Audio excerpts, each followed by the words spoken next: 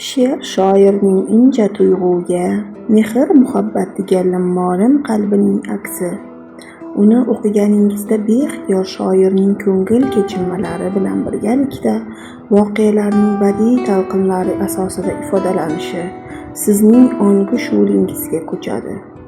Shoir tasvirlagan mayin nasimni tuyib, vatanga muhabbat, xalqsevarlik, ota-onaga hurmat, jamiyatning qonun-qoidalariga e'tibor bermoq, yaxshilikka, ezgulikka undamoq, yorga vafo, do'stga sadoqat singari teran hislar qalbingizda joy uradi.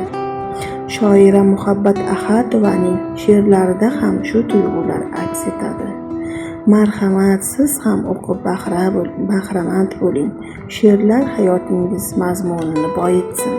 Aziz kitobxon, Muhabbat Ahadovaning Ona, eng yaxshi ona kitobini o'qishni xohlasangiz, Ohangaron shahar axborot kutubxona markazimizda sizlarni kutib qolamiz.